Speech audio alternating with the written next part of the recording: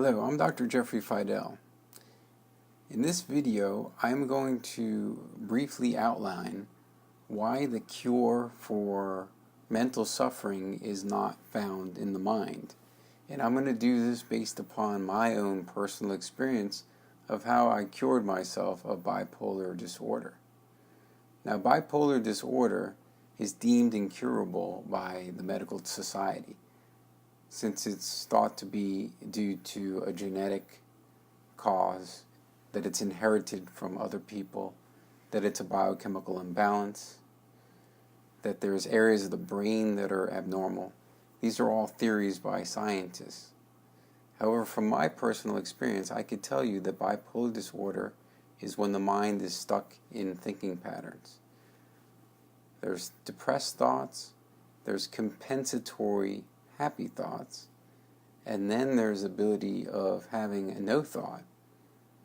And with no competing words in the mind, the senses are heightened. Senses such as taste, touch, smell, sight, hearing. So that's really what bipolar disorder is. When the person or the being of the person is completely identified with those voices in the head or the visions in the head as what's really happening, then one is now locked within these states of mind. And it could get to the point where you almost can't see the outside world anymore. The mind becomes the reality. This is why the cure for bipolar disorder or any other labeled state of mind is not within the mind. It's actually within the being. Over time, the mind begins to develop protection mechanisms, which are subconscious to the person.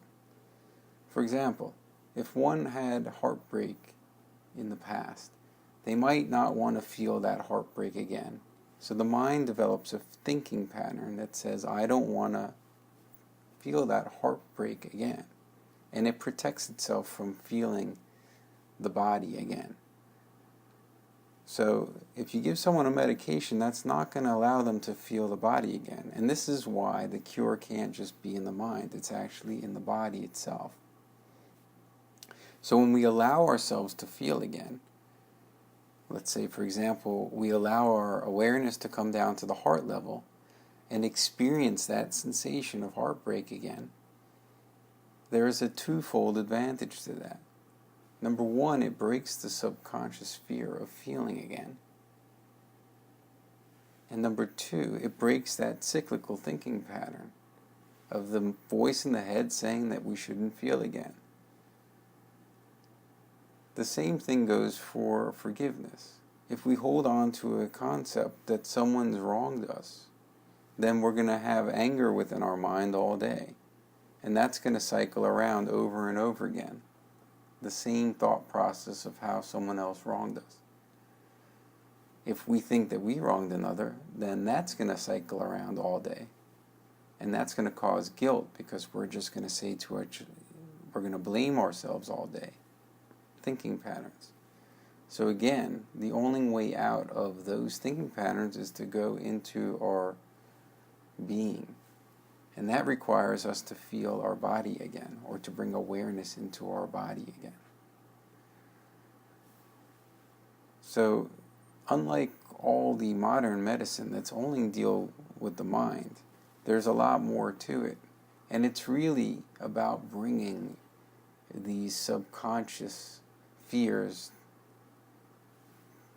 back into a conscious view again, to understand why we develop these thinking patterns in the first place, to allow ourselves to feel again, to come to the understanding that we shouldn't be angry at another person because it doesn't do anything for us. It only creates more and more stress. So by forgiving, you're actually doing yourself a great favor. And this is why all modern health should no longer just focus on the thinking mind, because there's a whole body that's also involved in this. And at the very center of us is really where we find the absolute truth, and that's our heart. In fact, our heart is the most intelligent organ in our body.